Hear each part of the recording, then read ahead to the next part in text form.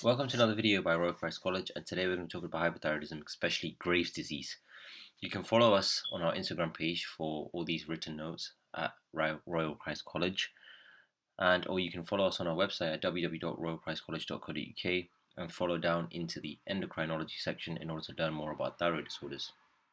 So, on screen you have the hypothalamus and the pituitary axis. So you've got the hypothalamus on top, which releases a hormone known as TRH, thyroid-releasing hormone, which is in a positive feedback, causing the hypophysis, the pituitary gland, to release what's known as TSH, thyroid-stimulating hormone, which causes thyroid to release hormones such as T3 and T4. They are in a negative feedback, as you can see, by T3 and T4 itself, as well as other hormones such as dopamine, somatostatins, and glucocorticoids. Now let's look at the definition. What is hypothyroidism? It's a state or increased level of free T3 and T4 within the body, leading to an increased metabolic process. A common version of this is known as Graves' disease, but there are more that we will discuss. And this Graves' disease is usually an autoimmune condition, and the autoimmune causes antibodies to fire against your own thyroid, causing T3 and T4 to increase. Now, the types of hypothyroidism, like we said, is primary, which is caused by the thyroid gland itself, causing increased release of T3 and T4, or secondary, which is caused actually in the hypothalamic pituitary axis, which then causes the TRH and TSH to be increased, further leading to increased T3, T4 because it stimulates the thyroid hormones. Now, what is the definition of thyrotoxicosis? Is an umbrella term, or is known as a clinical syndrome, in which there's an increased circulating thyroid hormones leading to an increased metabolic process because of increased binding to tissue. Now, hyperthyroidism is just a clinical form of thyrotoxicosis, which is caused by hyperactivity of the thyroid gland. So basically, thyrotoxicosis is an umbrella term, and Graves' disease is an example of thyrotoxicosis which comes under hypothyroidism. Now, the image shown, which we'll go in detail. Now, what are the causes of thyrotoxicosis? There's various causes. There is A, which is known by overproduction of thyroid hormones, which is the most important one, such as Graves, or known as Bastal, toxic adenoma, toxic multinodular goitre, chorionic gonadotropin-releasing or induced, such as gestational and trophoblastic, and other ones which are not so important include stratum ovary, as well as increased TSH secretion by pituitary adenoma due to a cancer or pituitary resistance. Now, what is Graves' disease? Let's look at the epidemiology. It's more common in females and most common thyrotoxicosis. Females are far more affected between the age of 20 to 40 years, and it's seen in European and Asian population more commonly. Now, it is an autoimmune condition, like I said before, and this is caused by an increased T cell mediated, which then further enhances B cell to synthesize antibodies, which is shown on your screen. These antibodies then go on to bind to receptors in your thyroid gland known as TSHR receptors, and they then cause increased secretion of T3 and T4, which means your metabolic process simply goes up. Now, TSHR, TPO, and TG, these are different types of antibodies, which I'll go later in this video, and these are very important, which is highlighted as green on your screen. Now, the autoantibodies.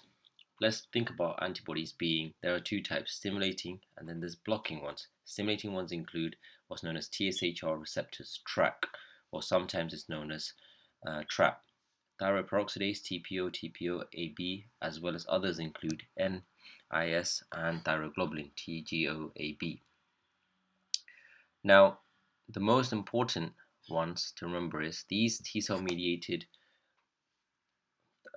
autoantibodies, they cause increasing glycosaminoglycans, which then further increase and deposit themselves in connective tissue areas like the sclera and the orbital, leading to swelling, periorbital edema, as well as bulging of the eyes, which is a common condition collectively known as exophthalmos, which is mainly seen in Graves' disease in patients. This is because of the increased T cells and autoantibodies which bind to around the connective tissue.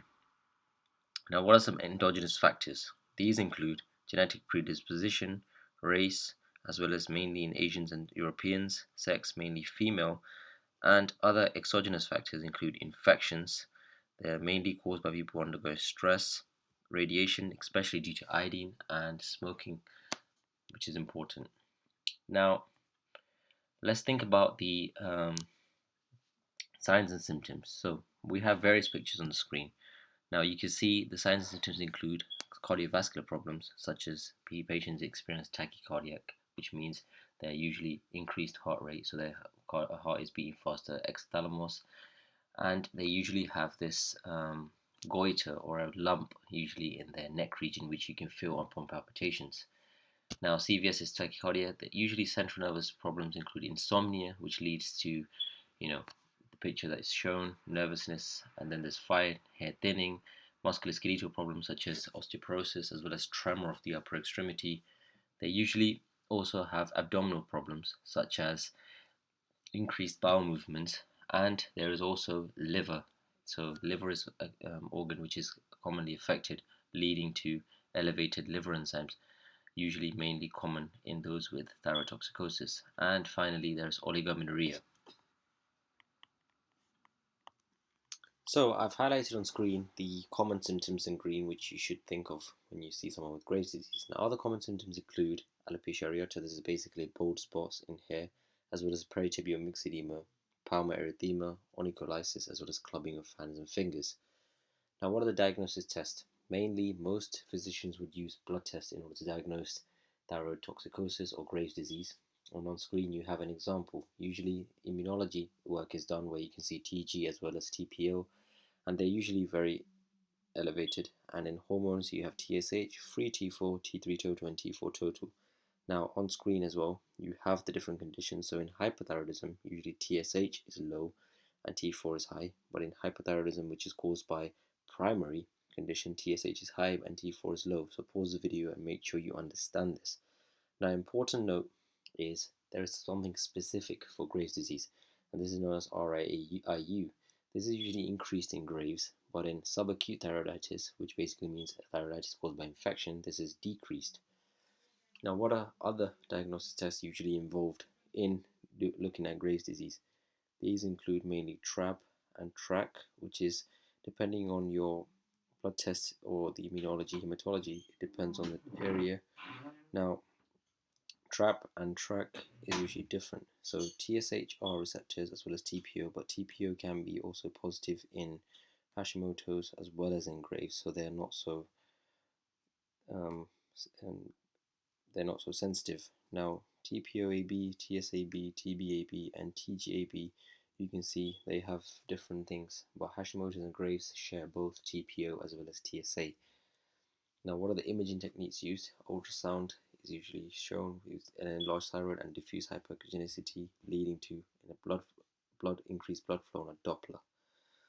So, hopefully, you understand a lot more clearer information about thyrotoxicosis, especially Graves' disease, from this video. Do share our video, like, and also subscribe to our channel to stay up to date with all the latest posts. Thank you for watching.